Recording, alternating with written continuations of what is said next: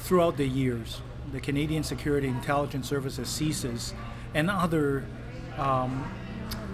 national security apparatus have actually warned the government of Canada, that Canada is subject to foreign interference, be that from People's Republic of China, but also Russia and Iran, etc., foreign powers. And that is why this act, not specifically aiming against certain country, it's, in my perspective, from my point of view, it's so much needed. Because we need that to bring it down from under the table to above the table. As somebody infamous said, sunlight is the best disinfectant of things. Transparency will help media such as yourself to hold government to account, to hold people to account, officials to account. That is why I want to introduce this. Even though according to the House of Commons rules, there's very little chance that this will see the night of day in the House of Commons because of the ranking. Just how vulnerable are Canada's federal elections to risks like foreign interference from powers like the Chinese Communist Party and voter fraud? This report is one of more to come discussing just that. Drea Humphrey here with Rebel News, and the next election will occur no later than October of 2025, but considering the federal Liberals were so thirsty to try, yet fail, at gaining a majority government last year, they were willing to call our most expensive election during a proclaimed pandemic. It would not surprise me one bit to see another snap election called much sooner than in 3 years. But all speculation aside, one thing is for certain. Whenever our next federal election ends up happening, we the people deserve to have valid results. The democratic process that surrounds our elections is a staple for our democracy. Without it being completely in check, how can we truly know if the public officials who get their seats are sitting there because they were democratically elected by Canadians? Now, recently, I've looked into two concerns surrounding the integrity of our federal elections. In one example, I interviewed a man in BC named Robert Paddock, who is one of at least a group of people who, despite not being Canadian citizens, received a voting card addressed to them during the last election. Yeah, it actually says straight on here, you have to be a Canadian citizen. But the problem is that there's a couple problems with that, actually. Now, for being a permanent, it actually says you have to come in with a photo ID to actually vote, because you ought to be familiar with the fact that there's two lists. One is a bunch of people were on some kind of list to receive these in the first place. Mm-hmm. This is not actual registration for voting. This is just to say, hey, you're in this sort of system that you can be aware of the fact that you can now go and register officially, but it's a stepping stone towards voting.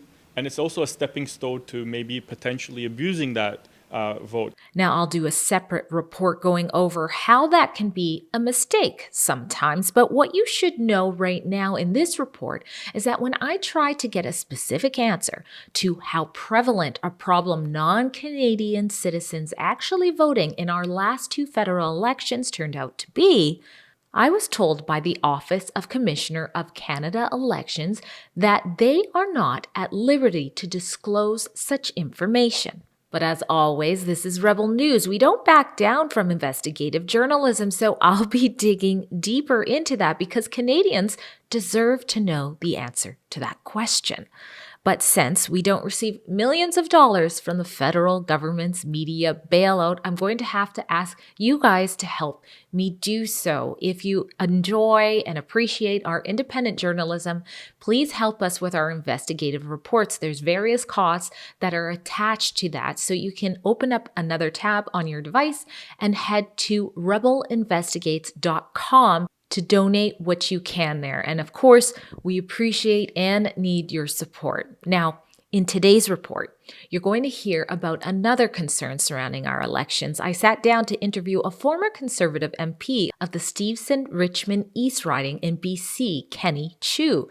Chiu lost his seat to the now Liberal MP Parm Bains by a margin of less than 10% in the last election, and after that, he publicly raised concerns about what he believes to have been a targeted misinformation campaign against him, likely fueled by foreign influences in China. Take a listen to the latest on that situation from Chiu himself. So I introduced a private member's bill. It's called Bill C-282. And Bill C-282 is termed Foreign Influence Registry Act. And the whole point is to bring transparency to foreign influence in Canada. And it's modeled after the Australians. What basically it's we are demanding that a go-between between the foreign government and our government officials, be it senators or MPs, if they are lobbying on behalf of a foreign entity, that they register and make that public to Canadians through media such as yours, so that Canadians can actually judge it with their own eyes. It's just a Transparency Act. It should have been called the Foreign Influence Transparency Act, but it's been labeled as anti-Chinese and anti-China.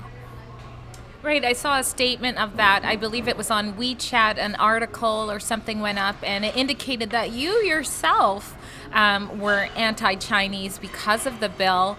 Help me make some sense of that. I believe you're from Hong Kong, aren't you? Well, I'm from Hong Kong. I was born in Hong Kong, but I came to Canada at the age of 17, 18. But prior to that, I've been immersed in Chinese literature. My education is in mother tongue Cantonese, Chinese history and all that. So I know a thing or two about the country China, even though I was born in Hong Kong. The bill itself, the irony is that to avoid political attack like that, we've deliberately avoid naming countries in the bill itself. We want to leave it to the experts and the bureaucrats, such as those in CSIS or NC-COP, for them to actually help us fill out which countries this Registry Act should pass would be applicable to. And so the bill, if you look at it, it did not mention any country by name at all. So for some people to be misled to think that it's targeting certain individuals, let alone anti-Chinese, it's too rich. Well, I think when we talk about the dangers of foreign interference with elections, Beijing does come to mind, as well as Russia. So what would you say in particular about the people who did read this article or multiple articles? What was it about them that maybe made them conclude that it was anti-Chinese? Well, Drea, it's not us. It's not anybody who indicated the foreign influence. In fact, throughout the years, the Canadian Security Intelligence Services, CSIS, and other national security apparatus have actually warned the government of Canada, that Canada is subject to foreign interference, be that from People's Republic of China, but also Russia and Iran, etc., foreign powers. And that is why this act, not specifically aiming against certain country, it's, in my perspective, from my point of view, it's so much needed, because we need that to bring it down from under the table to above the table. As somebody infamous said, sunlight is the best disinfectant of things. Transparency will help media such as yourself to hold government to account, to hold people to account, officials to account. That is why I want to introduce this. Even though according to the House of Commons rules, there's very little chance that this will see the night of day in the House of Commons because of the ranking. I still want to do that because it is something that we need to bring up for discussion. So when did things start to seem as though they were going awry in your campaign? Did you notice before the actual results of the election that something was fishy? Tell us about when the signs first started to arise.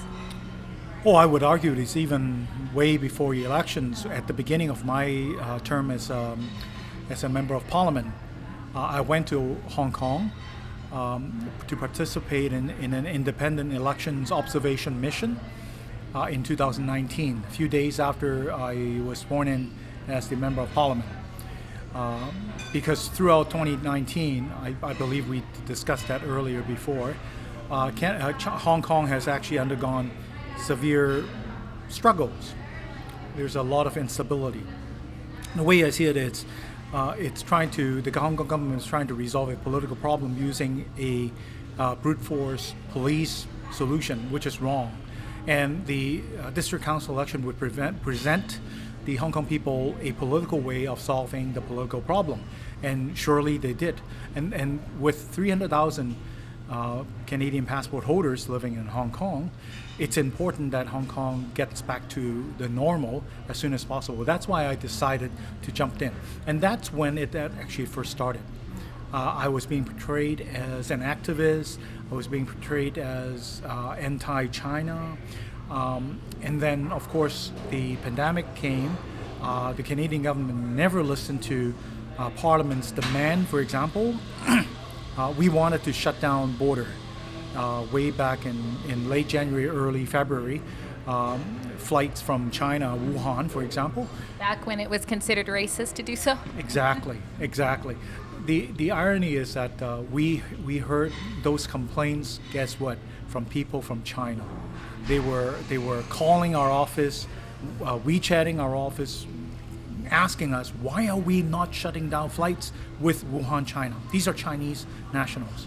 And so, the Liberal government never did anything, and they were delayed until pretty much the WHO admitted that, yes, it's a pandemic. By then, it's already spread around the world. So 2020, it was a very tough year, but 2021, if people recall, in February, the Parliament of Canada had actually passed a motion. Those who actually voted had all voted unanimously in support. It's the Uyghur Muslim treatment in Xinjiang, fulfilling the definition in the UN of genocide. And that was actually passed, like I said, multiple parties, Liberals included, NDP and all that.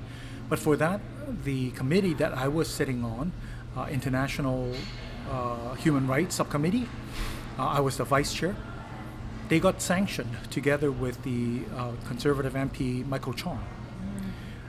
It's kind of weird because everywhere else, the US, whatever, they always sanction the government people, the people who are responsible, people with power. Very seldom that you sanction an opposition MP and a subcommittee in Parliament for that matter. But that provided the foundation of attack for many of my detractors. They start accusing me of being sanctioned by China. They start accusing me of anti-China, not just anti-Chinese.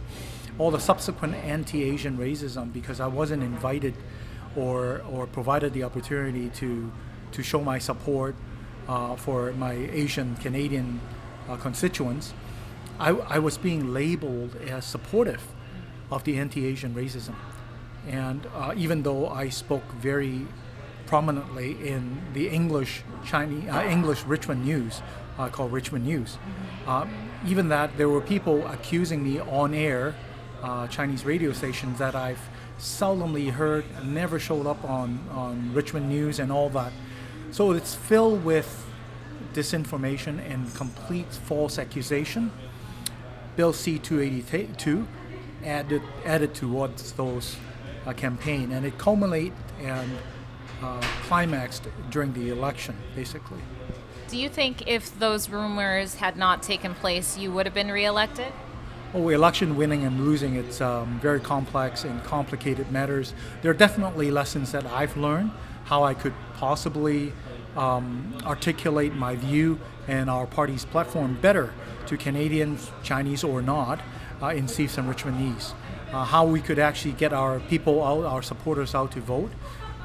There are many issues. But in an election that is impacted by COVID pandemic, an election that suffered very low voter turnout rate, in a highly polarized election such as this, having a few hundred votes away from one side to the other it's actually sufficient in changing the result of that. My colleague Alice Wong, for example, in Richmond Center, had lost thousands of votes comparing to 2019, and she lost by 300 votes, just like that. And this is not unique to the Richmonds, but also throughout Canada. Somebody did an analysis comparing, listing out the highest Chinese voter demographic ridings, and then comparing with the regional and also provincial conservative support, and they realized that there is a correlation, actually a reverse correlation with the regional and the provincial trend, meaning that the Chinese Canadians are subject to some kind of special campaign. Wow. Now, you were one of the first to come forward with this shortly after the election with this concern, but now my understanding is that there's 13 different ridings that are in question. What can you tell us about those locations and ridings? I read that on Media Report as well. I believe it was CSIS talking to conservative colleagues. I believe these are all mostly urban ridings, the Greater Vancouver areas, also in Greater Toronto areas. For example, the highest concentration of Chinese Canadian or Canadian of Chinese descent is, if I'm not mistaken, Markham Unionview in Toronto, Richmond Centre in BC, and Steveston Richmond East. And these three were held by conservative members and now lost, all three of them. In addition, there's also other ridings such as Coquitlam, then also in Calgary. If I'm not mistaken, even a stronghold like Michelle Rampol, she actually had lost significant number of votes as well. Hers is also considered an urban Calgary riding. So how do you relate? How do you find out the reason? That takes a lot of effort. But the fact that all these ridings, like I said, if you line them up by the Canadian of Chinese descent ranking, then you will see a pattern in there. Have you been kept in the loop about what's happening with the investigation from our national security? And if so, what can you tell us about that? Well, actually, they've contacted me even prior to the election was called. We sat down and they explicitly asked me not to disclose what we've talked about. But, needless to say, national security, foreign interference is a subject they're very concerned.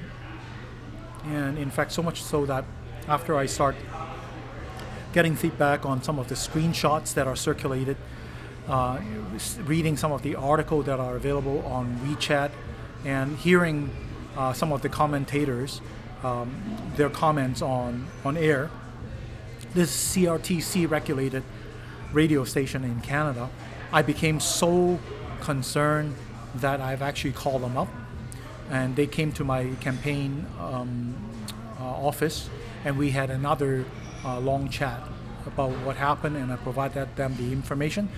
I asked them about follow-up, but they refused. They are not going to disclose if or not. They are investigating further. But surely enough, they are so concerned that they wanted to receive all these screenshots that I provided them. The other thing is, remember we were talking about a year ago during the summer, 2020, at a protest supporting the two Michaels and also the returning of them safely. I was very clear that in my speech and also my presence that I'm not an activist. I've been a member of parliament, and my role is to show the support. I said in the meeting there, while Meng Wanzhou is wrapping dumplings a few kilometers away from where the protest was held, the two Michaels were incarcerated in places that we don't know where, and their personal freedom was significantly hampered, and one cannot even provide them with reading material or reading glasses for that matter. For that, subsequent to the report, and especially during the election, I was attacked. I was attacked for taking a political stand, siding myself with the Hong Kong activist, and that I'm anti-China.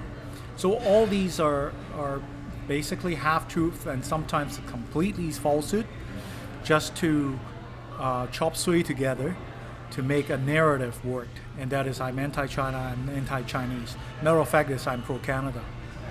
Well, we see that in lots of different examples. It's such a polarization. If you support something, it automatically concludes that you're against something. A lot of people had concerns about the organization Black Lives Matter, and if they voiced that, then they were against black people, even if they were black.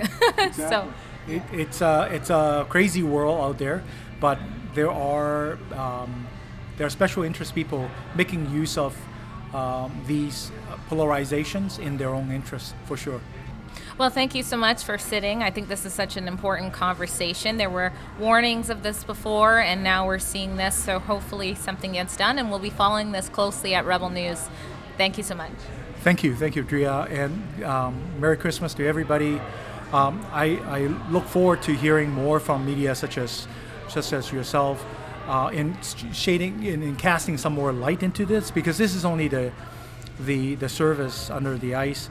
We know that there is also intimidation by Iranians, by Russians, and also, of course, the PR China. And it's important that Chinese or any other foreign power be kept at bay. And in the day and age, I think the government of Canada needs to start not only protecting our electoral integrity, but also Canadian safety, especially. We have for a long time not been doing that. Absolutely agree. Thank you. Whether you're a loyal Rebel yourself or just discovering Rebel News for the first time in this report, if you appreciate that we are looking into our federal election and making sure everything is squeaky clean there, consider helping me dig a little deeper when it comes to non-Canadian citizens voting in our country. Please do so by going to rebelinvestigates.com. That will go towards the cost of that report and more of our other reports just like it. Drea Humphrey for Rebel News.